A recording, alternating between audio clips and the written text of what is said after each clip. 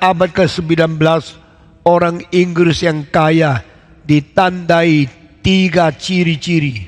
Pertama, kalau ada uang beli sutra menjadi busana yang termahal, menjadi keenakan hidup yang paling mewah. Busana kalau bukan dari sutra, itu bukan orang kaya. Dan sutra tidak dibikin di India, tidak bikin di Rusia. Sutra hanya dibikin Tiongkok sejak kira-kira 2200 tahun yang lalu. Orang barat ketinggalan 1600 tahun. Mereka tak ngerti bagaimana bisa membuat kain yang tipis tapi panas. Bagaimana bisa bikin kain yang tipis tapi dingin. Pada musim dingin pakai sutra anget. Pada musim panas pakai sutra dingin. Ini rahasia hanya dimengerti oleh Tiongkok. Kalau engkau pakai wool, pakai jaket yang tebal, musim dingin engkau anget, tapi beratnya bikin engkau hidup, jalan, gerak, semua berat. Engkau bosan hidup di dunia. Setelah engkau ganti sutra, ringan, enak, bebas, tetapi anget sekali. Rahasia di mana? Rahasia di bahannya. Hanya Tiongkok yang bisa bikin sutra. Orang Inggris susah sudah kumpulkan uang, cari uang, tabung uang untuk beli sutra. Setelah orang Inggris yang kaya semua beli sutra. Sutra di Tiongkok laku luar biasa. Dan uang pound sterling mengalir daripada British Empire ke dalam kantong orang Tionghoa. Orang Tionghoa menjadi kaya bukan karena militernya kuat, bukan karena kapal perangnya canggih, bukan karena bom atom mereka maju, tapi mereka pakai sutra mentaklukkan dunia. Orang Inggris kedua melihat teh yang diminum oleh orang Tionghoa, bikin segar badan, bikin badan sehat, bikin tidak menjadi gemuk, tetapi sehat luar biasa. Mengapa orang Tionghoa begitu pintar bisa menemukan teh? Teh di Tiongkok yang paling mahal sampai paling murah itu bedanya puluhan macam, harganya lain-lain. Hari ini saya tidak banyak bicara teh, saya cuma sebut sedikit teh yang paling mahal di Kanton.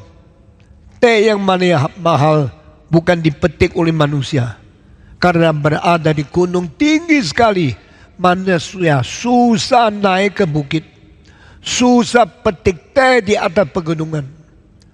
Tapi teh itu bisa datang ke manusia karena monyet yang naik. Monyet naik gunung terus sampai di atas, diperintah ke manusia, ambil teh ini, nanti saya kasih makan yang enak. Monyet-monyet itu pegang akan daun teh daripada carang pohon teh, lalu petikkan daunnya, dilempar turun. Tidak dibawa turun, tidak diusung turun dengan tali-tali atau tempat-tempat, tapi dibuang begitu saja. Kena angin kibar ke sini, kibar sana, yang turun tidak sampai 1%. Dan teh itu bagusnya, khasiatnya, hasilnya diminum, sangat sehat dan kuat. Itu teh mungkin 100 kali lebih mahal dari teh yang paling mahal di Indonesia. Dan itu waktu dijual ke Inggris, mereka dapat uang banyak sekali. Teh daripada gunung yang lain lebih rendah. Semua tidak seharga tinggi seperti itu. Itu namanya malaumat. Malau bahasa Canton itu monyet. Malaumat yang dipetik oleh monyet. Saya pernah makan teh itu, sesudah makan satu malam terus lihat internet tak bisa tidur. Sangat gayanya membuat semangat luar biasa. Saya makan satu kali, kapok sampai sekarang tak berani makan lagi. Sebenarnya bukan dah berani makan. Tak ada kesempatan makan teh yang mahal seperti itu. Karena tak tahu dibeli di mana. Orang yang kaya sekali di Kuala Lumpur setelah dengar khotbah mengundang saya makan teh 1 kali, kapok seumur hidup. Malamat. Teh yang mahal dibikin di Sri Lanka. Teh yang mahal bikin di Hainan. Teh yang mahal diminum oleh orang Suatau, orang Pontianak, orang Tiongkok yang kaya sekali. Itu dijual ke Inggris. Inggris senangnya teh yang bagus itu. Mereka kirim uang, bayar mahal. Pound sterling mulai mengalir dari London ke Kanton. Dari Inggris ke Cina. Orang Cina jadi kaya bukan karena militer, bukan karena industri, bukan karena produksi-produksi lain yang bikin mereka untung banyak, tapi dengan sutera yang modalnya dari ulat-ulat. Orang Tionghoa menjadi kaya karena teh yang ditanam di gunung-gunung tinggi yang modalnya sedikit, untungnya banyak. Orang Tionghoa dengan mengambil tanah liat yang warnanya putih di sekitar bukit di Qingdezhen dengan Jiangxi Province. Lalu bikin piring, bikin porselin, bikin hal-hal yang tak mungkin dimengerti oleh orang Barat.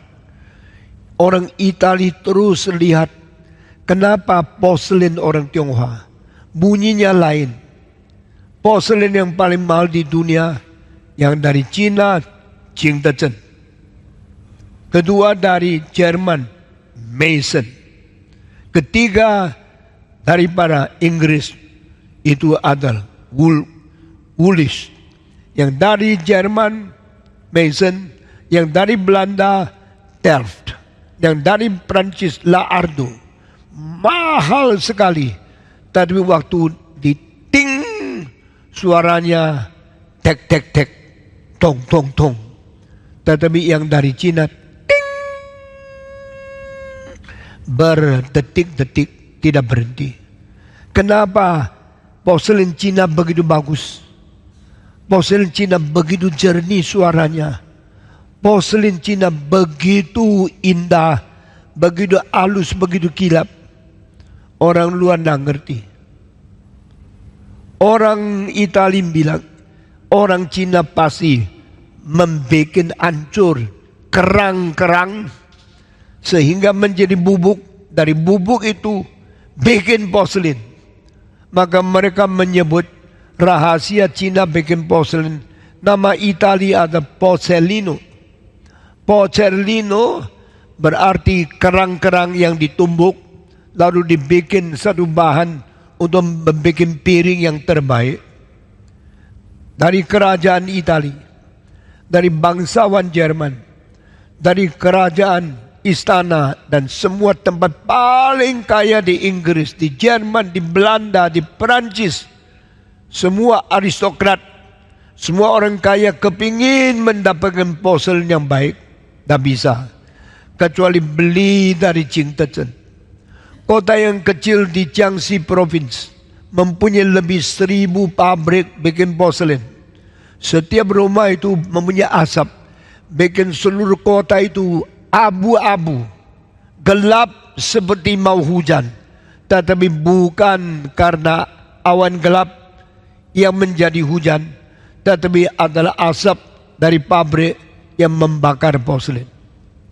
Kota Qingdezhen menghasilkan porselin terbaik yang dikirim ke istana Buckingham, yang dikirim kepada itu istana di Berlin, yang dikirim ke istana di Belanda, yang dikirim di istana di Versailles.